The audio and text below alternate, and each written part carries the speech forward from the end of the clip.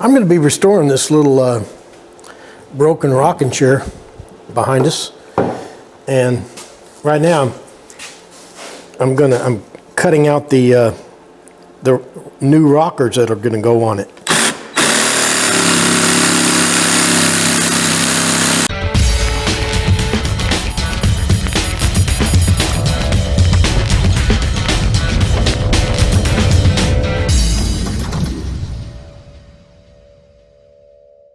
Well, welcome to Memphis Monday 157, the first week of our fourth year. Today we're going to be fixing a toddler or a baby's rocking chair. It's about 50 years old. It was purchased in 1968. The lady now is, 50 years old and or close to it, and been carrying around with her all these years and has a lot of sentimental value. So the plan is I'm going to try to, every part of it is broke and the rockers are missing. But the plan is I'm going to try to put it all together. I'm going to try to replace or fix the parts instead of replacing any parts, so that in the end I'll be giving her back everything she gave me, only repaired, plus the new rockers. Additionally, I'm going to try to save the finish and save the patina to the degree I can. But that's going to be hard. But let's knock off the chit chat and let's go over and take a look at that thing and look at the scope of the problem. Every part of it is broken. This little arm is off. It is cracked down through there. The whole thing has been put together with screws in an attempt to fix it, and there are 5 tenons that have come off, and we're going to try to fix those using a technique we used on another one of our projects. The main seat here is split in two, and they've repaired it with screws and super glue. The tenons are missing from the legs, so we're going to have to repair those tenons. The logical thing, of course, would be to just turn some new legs, but these legs have sentimental value too, so I want to save these to the degree I can. This thing is they've attempted to repair it over the years, and it's got screws. It's got about 10 screws in it. See if I can. Well, that one won't come out.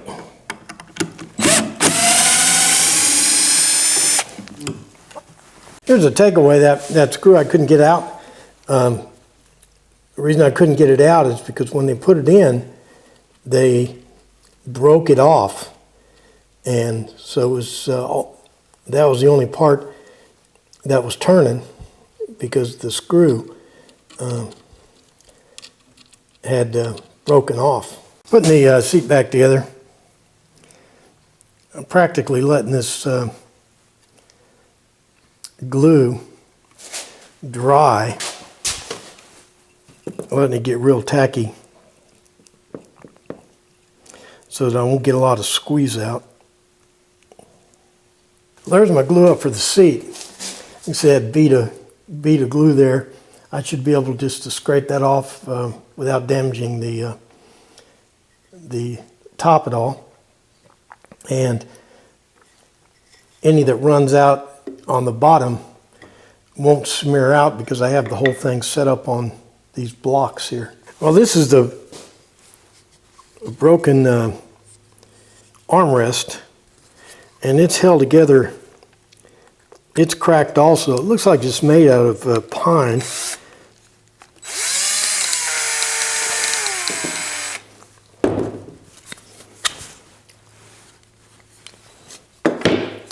And there's the spindle that's got the tenon off of it. We'll have to fix that. And this arm You can see it's held together with screws.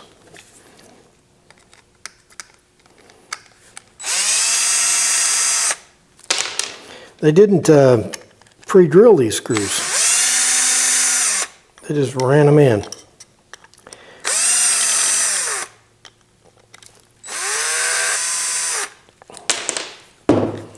All right, this thing is broken in 2 dimensions.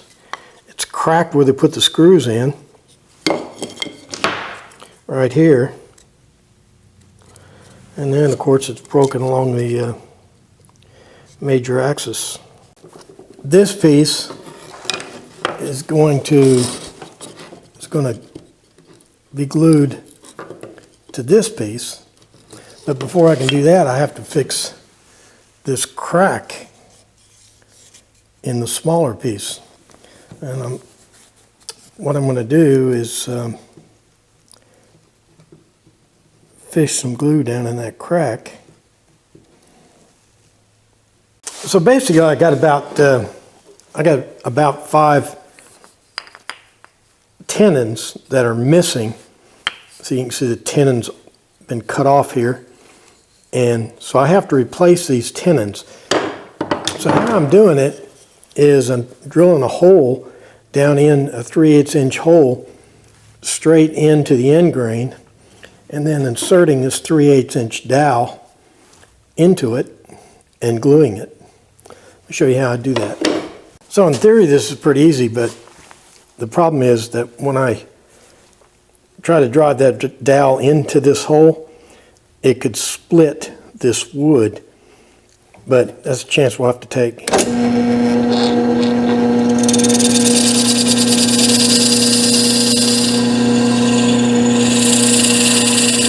So this dowel is 5/8 in diameter, and the hole is 5/8. So if I try to put this dowel straight in, it's going to seal itself around there. It's going to compress that air in that hole and it won't go in. So I'm putting a flat edge along this dowel to let air out when I press the dowel in. So that's what I'm doing here.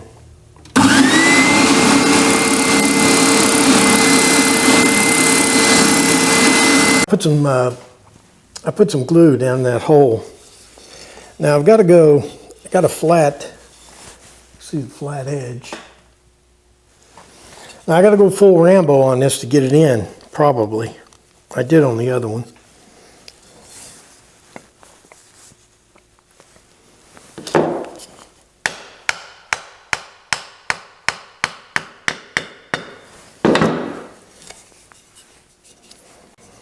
And I'll saw this off with a dovetail saw.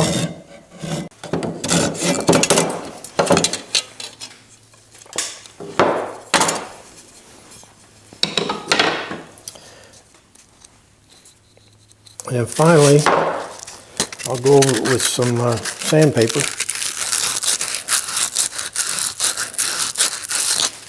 Kind of ease that edge a little.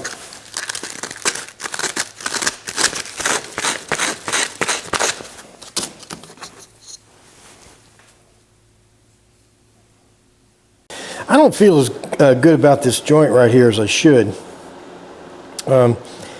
It could be that this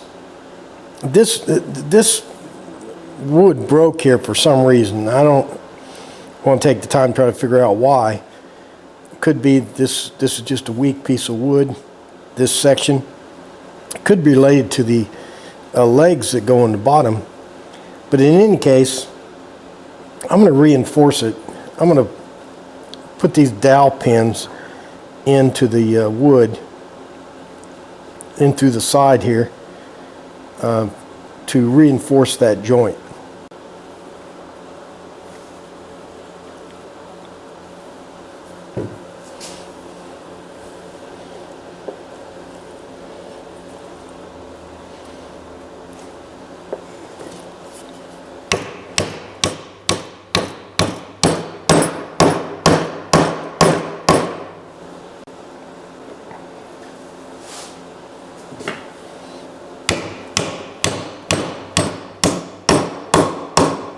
few minutes ago you saw me cutting a dowel with dovetail saw, and you probably thought I edited that a lot because it didn't take very long. But this dovetail saw really does cut extremely fast. This is an oak dowel. Watch how fast it goes through it.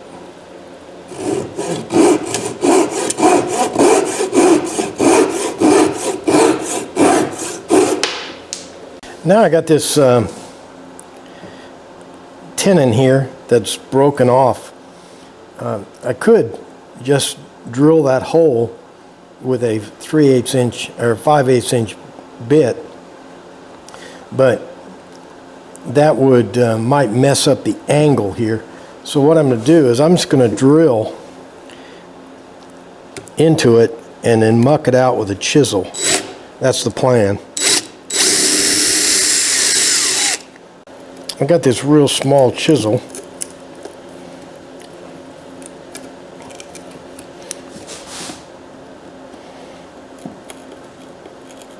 Having trouble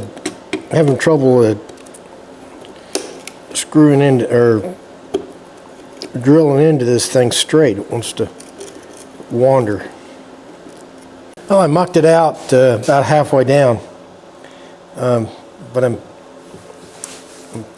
dinging up the edge of the hole here, so I'm going to try that 3/8 inch bit.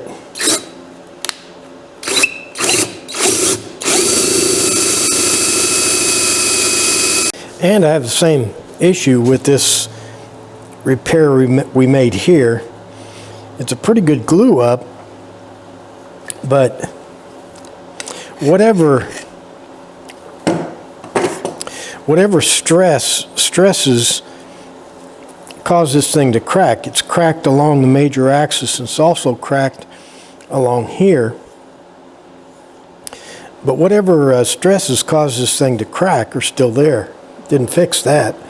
So I'm going to put these little beach dowels in. I've drilled holes into the side. I'll put these dowels in like that to reinforce it. I put them in, I made the hole a little bit big, but these beach dowels will swell up.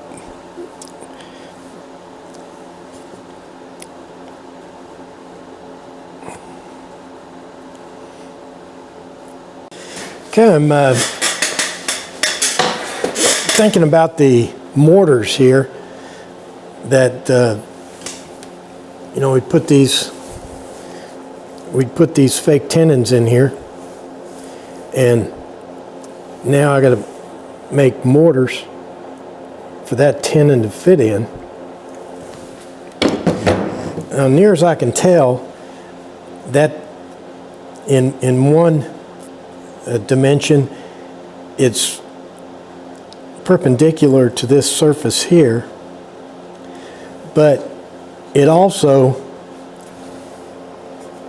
leans out a little bit, about that angle right there. So I've got to cut that at an angle like that is perpendicular to that surface. So I made a little jig. Let's see if it works. So this jig is drilled at that angle right there to the outside, and this block keeps it perpendicular to this surface here. Now, there's a little bit more art involved here than I like, but that's the way the cookie crumbles.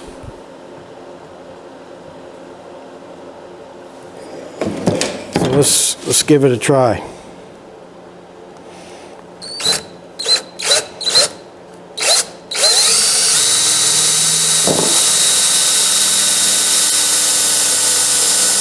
Let's put some glue on this thing, and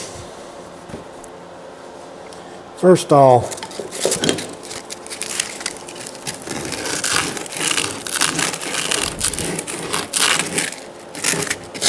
let's sand that edge a little bit. Then I'll put some glue on it.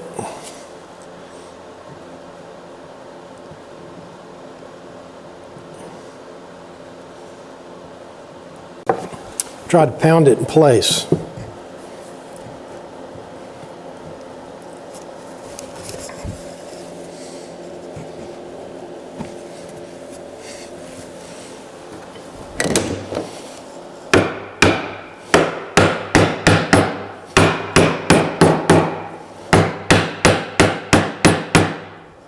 Well, looks like the scheme worked.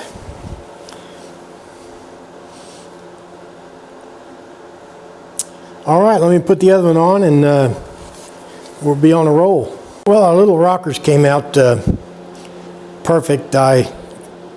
Miracles of miracles. I was kind of worried about them. Okay, now it's time to start working on the back and the arm rests. I did a little dry fit up here. I have 8 mortises to glue up, and then I'll pound the whole thing together at the same time, because with those angled mortises I was able to do it on the rockers because the mortises were perpendicular to the surface of the radius. But in this case, I need wiggle room when I pound it together, so I'll have to glue everything and then pound it together. So let me get that glue on there, and I'll bring you back when I start the pounding. So I got all 8 mortises and tenons all glued up. Now when I pound it together, they can wiggle and twist into place.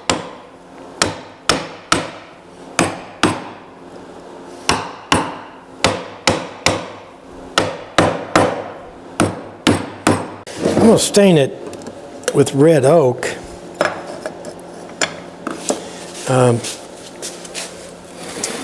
I think that's what it was, the original color. It was an oak stain. So I might add some cherry to it if the color doesn't come out just right. As you can see, I really left the finish alone. But I am going to dress it up a little bit with some polyurethane.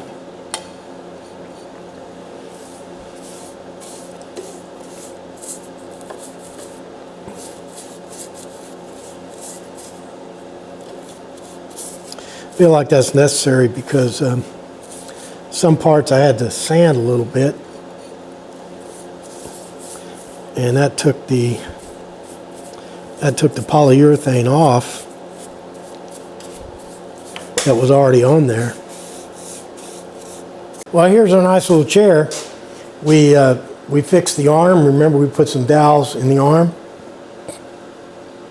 We put dowels in the seat to reinforce it. We replaced, we installed 5 fake tenons. That's a good takeaway right there. We made new rockers and installed those. But importantly, we kept the patina. We kept all the parts that I got are back on it. We didn't rebuild anything. We didn't change the finish. So as a nostalgia piece, I think this is the way to go. So my favorite kind of project, fixing broken stuff. Well, that does it for Memphis Monday 157, the first week of our 4th year. I guess to kind of celebrate that milestone, I selected out my favorite kind of project, which is repairing something that has sentimental value but is not real real valuable money-wise. Anyway, I think it turned out pretty good, and importantly, all the parts that I got went back into it. I didn't return the spindles. I didn't build new handles. I didn't sand off the finish. I just took what I had, fixed it, and put it all back together. So it's going to keep all its sentimental value and all its all